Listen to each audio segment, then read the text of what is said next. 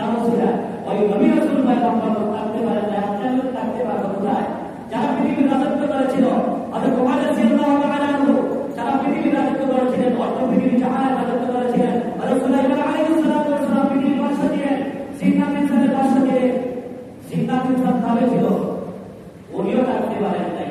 ফেরাউন ছিল, বাদশাহী করেছে, নমরুদ বাদশাহী করেছে, আবু জাহেল বাদশাহী করেছে, কারুন বাদশাহী করেছে, তারা থাকতে পারেন নাই। এখন লক্ষ্য করুন, যারা ইমান আমল নিয়ে মৃত্যুবরণ করেছে, হাজার হাজার বছর পূর্বে, তারা কবরের মধ্যে শান্তিতে আজকে আরামে ঘুমাইতেছে।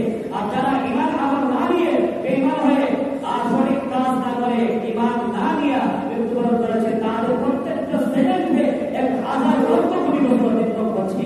আর চিন্তা দিতেছে, তাদের চিন্তার আসমান জমিনের ভিতরে যত বন্ধ আছে, সান্তার ভেতরটা, এই গাছপালা, সমুদ্রের মাছ, গর্তের বিবিলিকা, জঙ্গলের হেঁসে পানি, সবগুলো শুনতেছে জিন্নাতের সংসার।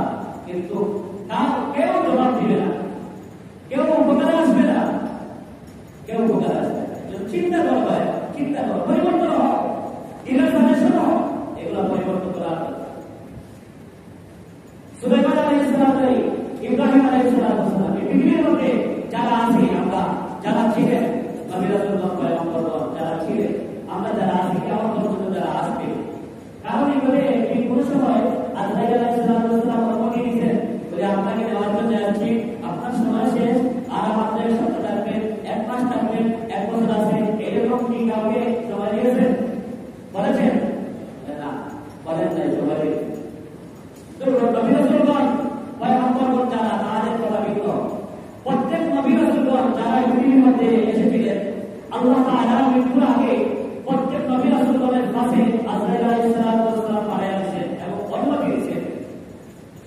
তাদের মধ্য থেকে আমরা জানি ইব্রাহিম আলাইহিস সালাম আল্লাহর খলিল, আল্লাহর বন্ধু, আল্লাহর দোস্ত।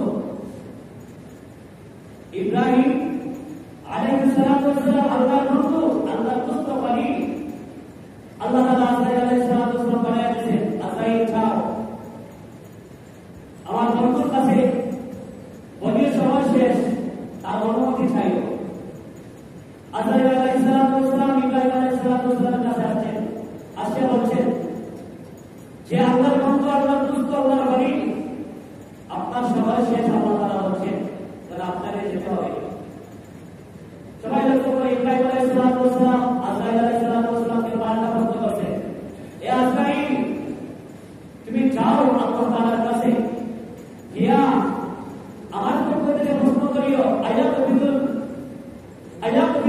খলিল, আয়াতুল খলিল, বন্ধু কি বন্ধুর জান খরচ করে?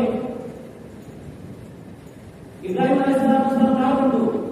আল্লাহ তাআলার বন্ধু। প্রশ্ন করছেন আয়াতুল খলিল, আল্লাহ তাআলার কাছে জিজ্ঞাসা করিও, বন্ধু কি বন্ধুর জান খরচ করে? বন্ধু কি বন্ধুকে মেরে ফেলতে পারে? কেমন প্রশ্ন করছে?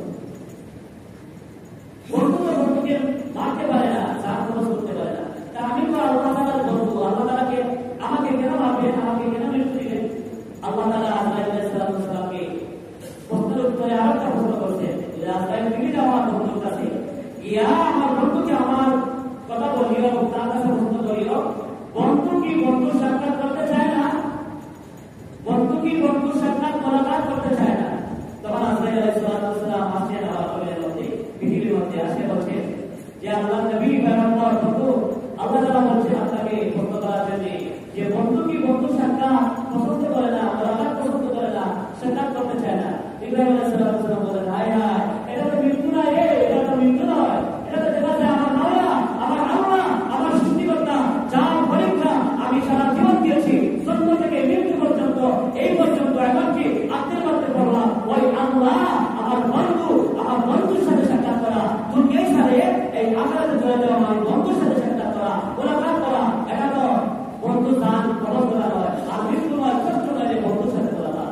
তাহলে আমি আর দেরি করতে চাই না, চলে যেতে চাই, চলে গেছে।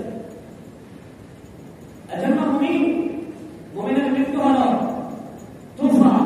মুমিন মৃত্যুবরণ করবে, আল্লাহর সাথে সাক্ষাৎ করবে, মালিকের সাথে সাক্ষাৎ করবে, যে মালিকের ডিউটি করেছিল, যে মালিকের কাজ কর্ম হুকুম বিধিবিধান আদেশ নিষেধ এগুলো জেনে ছেড়েছিল, ওই মালিক খুশি হয়ে সন্তুষ্ট